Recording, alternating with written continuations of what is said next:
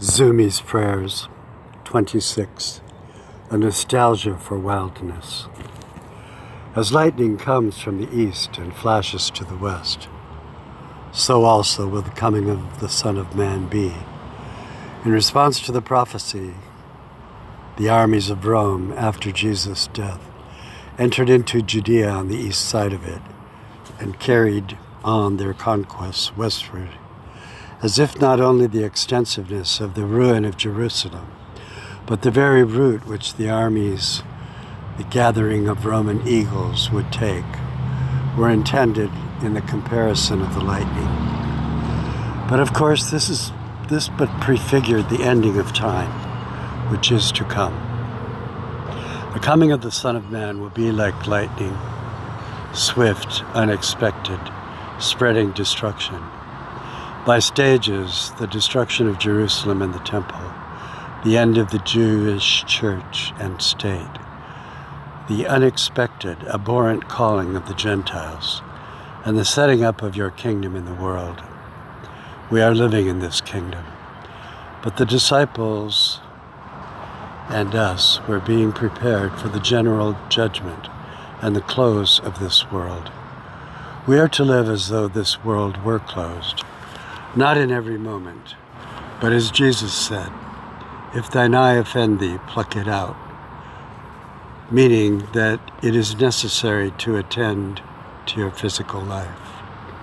We must be discerning of the doctrines, the activities of our lives, lived in the heart, but with attention to daily duties. Across the world in America, west was east. For those who came here crossed a land bridge from Asia and came into the American West. Their frontier was in the west.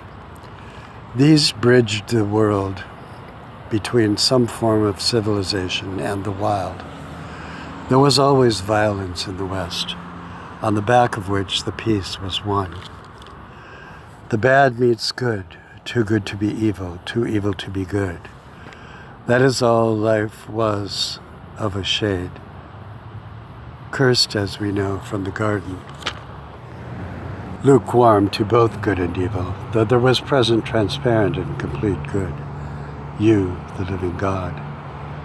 Then also invisibly obscure but complete evil, Satan and his demons. Also, man was at his own fault, for our way of thought, of disobedience, of being as a human.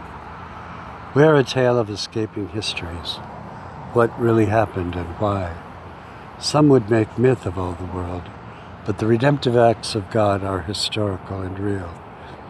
Men held to a sense of longing, a nostalgia for wildness, and a freeness in an anarchy. We greatly desire the opportunity to live in our own wild world.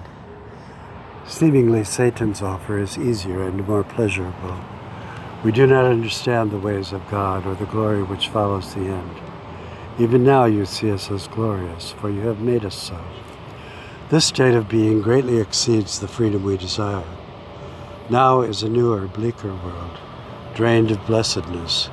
There is no more uncharted land. All is framed in retrospect. There is no forward-looking hope. The frontier has disappeared, an era gone by. Legends now hold more value than facts, such that all your divine work and praise is mythological, and promise is mythological. Perhaps the West remained always a wasteland, a frontier. There were conflicting ideologies and a general sense of lawlessness. Stability was in the East, but no one returned there. The East was toward the pleasant land, the land of Canaan, which you had selected for the habitation of your people. Now it is just another place, no more holy, no more historical than any other. The sacred places are just stones, the sacred relics just bones. These were as said of Ishmael. He was a wild donkey of a man, his hand against every man, and every man's hand against him.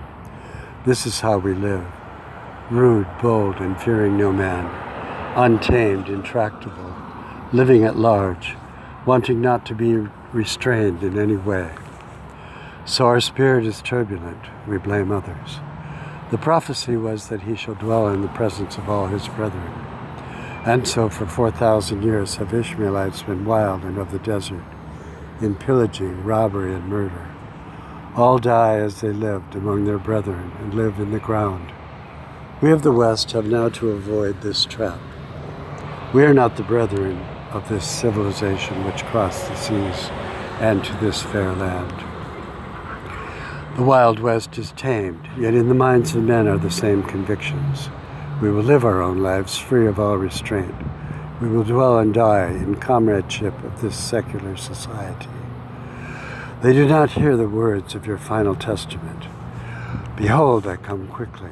If a man keep my saying, he shall never see death. We praise you, way, truth, and life. Amen.